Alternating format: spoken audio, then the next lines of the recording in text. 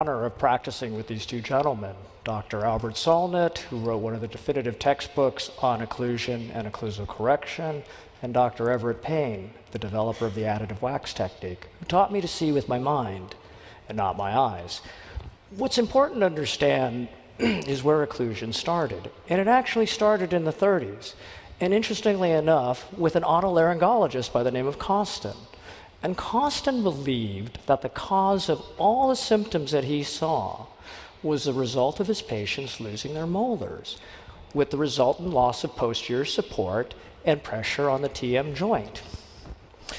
Later, in the 60s, in a classic article by Ramford, looking at bruxism using EMG, he found that he could greatly reduce the muscle activity of the elevator muscles by simply performing an occlusal adjustment.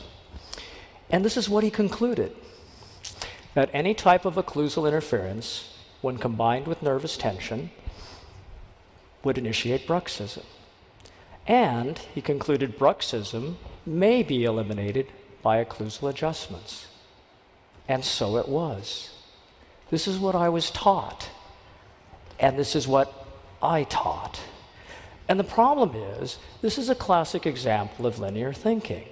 And linear thinking typically is a logical fallacy. If I may draw your attention to two sets of data points, the orange data points and the blue data points. And you can see they've been collected over a long period of time, almost a decade. And they almost nearly mirror each other to the point that most of us would say that they must have something in common.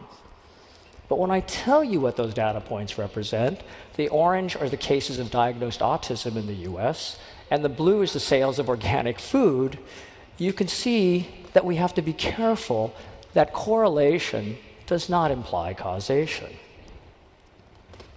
At the Herman Ostral School of Dentistry at USC, in the Hall of Fame, there is a display showcasing the milestones in the history of the school. A great section is dedicated to occlusion, and this center placard in the top pays homage to our occlusion instructors: McCollum, Stewart, Ingram, and Solnit. The next placard is what they considered an ideal nathologic reconstruction at the time, and that's my case. And at the time, I was very proud this was included in this display. Today, I can stand in front of you and tell you I'm grateful that I've practiced long enough to appreciate what I did right and what I would do differently today. And that case is right here. This is Richard. And we're going to review Richard in black and white because we all now know Kodachrome is not archival. And the first thing we want to look at is reading the hieroglyphics of wear on Richard. And the first thing that draws my attention is the pathway wear on his lower anteriors. Now, some say this is because his natural teeth are opposing large particle ceramics, and the ceramics are abrading his teeth. Others would say, well, this is a classic example of the result of bruxism, that he is grinding his teeth, he's wearing them out. And indeed, the argument was made, I made it. When I looked at his posterior teeth, I saw wear of metals. We can see fractures in ceramics, failing restorations. Obviously, the whole system is under overload. So what did I do? Well, as a good nathologic student, I started by recording the posterior determinants of occlusion. I pantographed him. And I repeated the pantographic tracing 3 times, and each time they were coincidental. I then took the pantograph to a class 4 articulator, and I set the articulator to follow every line perfectly because I was told a very cuss tip's life depended on it. This was classic treatment planning and treatment from the joint forward. Now, interestingly enough, at the same time, right across town at the VA West Los Angeles, Jack Preston developed a systematic approach to the control of aesthetic form. And what he created was a method of establishing the aesthetic form in advance of treatment and carrying it predictably through to the definitive prosthesis. And it's interesting because both of these concepts and techniques met at the diagnostic wax-up. And this is Richard's full diagnostic wax-up at his new reestablished vertical dimension of occlusion. This is especially meaningful to me because this is my father's wax-up. And both techniques require duplication of the diagnostic wax-up and pouring up a solid model. Preston's technique advocated making 3 clear suck-down matrices. The first one would be used for a preparation reduction guide. The second would be used to fabricate the provisional restorations. And the third, you would take back to the lab and do a rapid full contour wax-up on your working model so you can cut back for metal ceramic application. And we, of course, would cross-mount back to our wax-up so we were able to have a solid representation of our plan so we wouldn't break the wax. Centric relation. Centric relation, as I was taught, required the location and use of kinematic axis, that transverse horizontal axis upon which the patient can open and close on a hinge. And if we were told if we found this, then the patient must be in a repeatable, stable position. Well, even then, I got something right. I took my centric relation records at the vertical dimension of occlusion that I worked out in my provisional restorations. So I removed my anterior provisionals, fabricated an acrylic deprogrammer, making sure the lower incisal edges contacted against a flat plane, as talked about earlier, versus a distal incline. Then it's simply a matter of removing the posterior provisionals and taking my centric relation bite. And of course, at this appointment, you would also take bites so you can cross-mount your maxillary provisionals. Face-bow transfer, back to our instrument.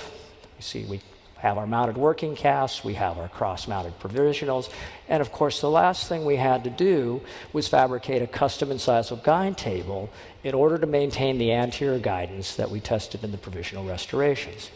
A visual note, I want you to notice how unesthetic that mounting is. And I talk about a pitch and a yaw, right?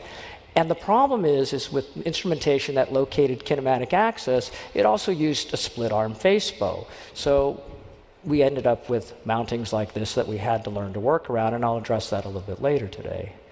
So we would use the original model of the diagnostic wax-up we created earlier, do full contour wax-up, do a proper cutback so we have uniform thickness of ceramics for ideal strength. And in a slight modification of Preston's technique, I used a 4th matrix. And into that clear matrix, I applied cold cure acrylic and placed that back over the metal framework. And in this way, we could use acrylic resin to kind of develop the occlusion and verify it before we went back to the patient and did our metal try-ins. And this is Richard at the metal try-in, verifying fit and finish, margin integrity, and with some topography on the teeth, we can actually test the occlusion and look at it. And you know, we do see there's one hit and slide on the first molar, but I think most would agree we're probably pretty close, and most of us would be satisfied to take this case to completion and do the fine-tuning in the mouth when we're done. But there's a rub. And that rub is that Nathology mandated the remount. Remounting back on the articulator, so the original settings derived from our pantographic tracing would be strictly adhered to. I see Terry nodding up front. And the remount was considered the final procedure to refine the occlusion. It was considered the hallmark of nathologic excellence, literally the gold standard. You know, I got really good at it, but the problem is, it's an 11-step process with the potential for error at every step.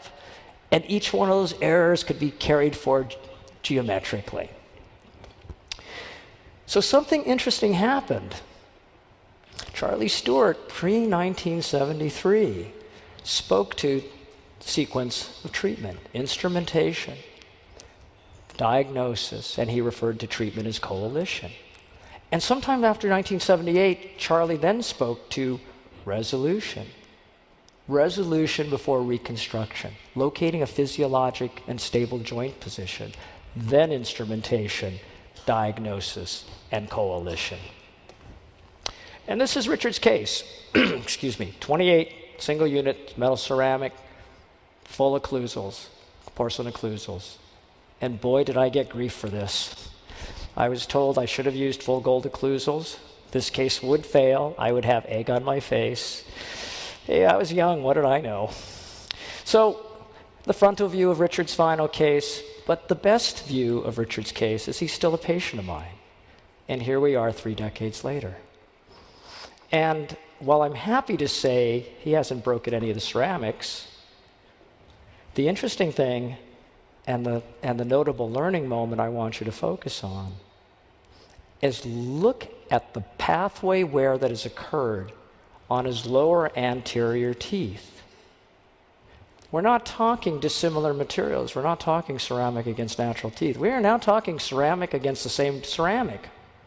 And yet, when you look at the pathway wear, it is identical to the pathway wear he started with when I started treating him.